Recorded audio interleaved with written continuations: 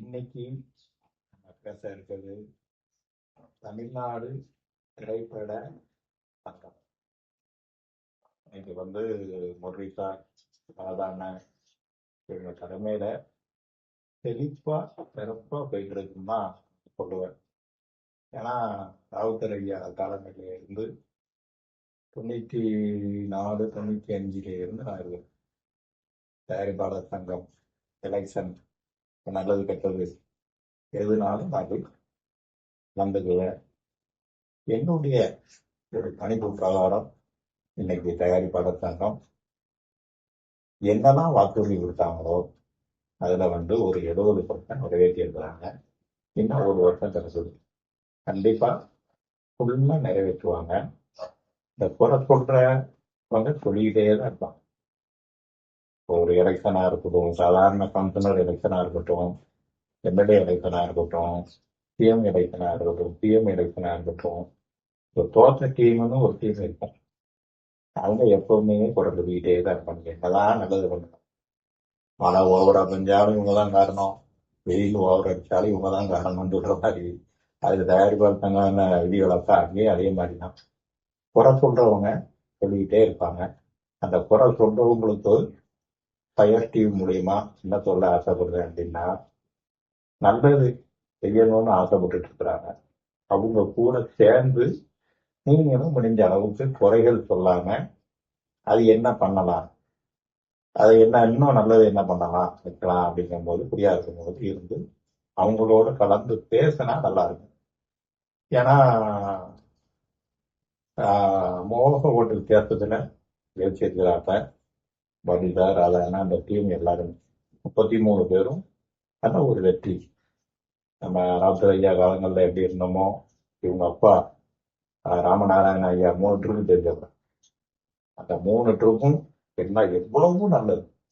புலிக்கு பிறந்தது பூனை ஆகுமா, அதே மாதிரி படுத்தாரும். அதனால முடிந்த அளவுக்கு என்கிட்ட பேசி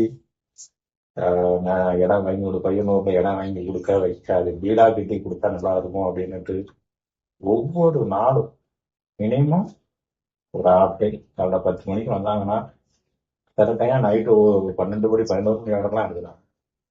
என்ன பண்ணலாம் என்ன பண்ணலாம் என்ன பண்ணலாம் குறை சொல்றவங்க அது கண்டுக்கவே மாட்டாங்க, கூப்பிட்டு போறாங்க.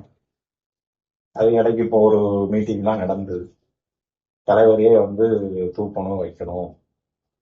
அதுக்கும் ஒரு டீம் ஃபாலோ பண்ணி இப்போ பார்த்தா என்ன 3-4 ட்ரிப் போனாங்க. ஓட்டு எடுத்து ஓட்டு போட்டு உருவாக்குனாங்க. தானா குடிச்சு உட்கார வைக்கிறது. ஓட்டு போடும்போது அவங்களுக்கு தெரியாதா? அதனால தயாரிப்பாளர் சங்கம் செழிப்பா போயிட்டு இருக்கு. தமிழ்நாடு திரைப்பட தயாரிப்பாளர் சங்கம் அதுதான் அங்கீகாரம் பெற்றது. நடப்பு சங்கம் இது எல்லாமே எந்த சங்கையும் கிடைக்காது. அவங்களுக்கு யாரும் சப்போர்ட் பண்ணக்கூடாதுங்கிறது தான் இன்னைக்கு 1500 பேர், அதாவது ஓட்டு போடுறோம். ஓட்டு போடாதவங்க கணக்கு கேட்டாங்கன்னா 3000 பேர் விட்டு வருவாங்க. அது ஒரு லைஃப் டைம் பென்ஷன் காசு எல்லாம் போயிட்டாங்க. தீபாவளி பொங்கல் ஆனா பறிக்கிறாரு. அப்போ இதெல்லாம் வச்சு நம்ம பார்க்கும்போது என்னுடைய அனுபவத்துல சிறப்பா கொண்டு போயிட்டு இருக்கிறாங்க. அதாவது என்ன பண்ணிட்டாருங்கிறது தான் எந்த மாற்றம் இல்லை. தயாரிப்பாளர் சங்கம் இல்லைடா தொழிலாளருக்கு கிடையாது. தயாரிப்பாளர் சங்கம் அதாவது வீடு 2 கொட்டா அப்படின்னு ஒரு பழமொழி உண்டு. அதே மாதிரி எல்லாம் ஒட்டிங்கா இருக்கணும்ங்கிறதுதான் என்னுடைய ஒரு கருத்து. சினிமா பத்திரிகை செய்தி தொடர்பாளர் ஆர்வலர் சமூக ஆர்வலர் என்னுடைய ஒரு கருத்து. கண்டிப்பா நண்பர்கள் நிறைய பேர் இருக்காங்க, ஒற்றுமையா இருப்பாங்க, எந்த மாற்றம் வராது. இதை ரெண்டாக்கணும்னு நினைக்கிறவன் எண்ணங்கள் நடக்கவே நடக்காது. எனவே ஃபயர் டிவி சேனல் சப்ஸ்கிரைப் பண்ணுங்க. அடுத்ததாக ஒரு நல்ல நியூஸ்ல நம்ம சந்திக்கணும். நன்றி, வணக்கம். சரோஜா.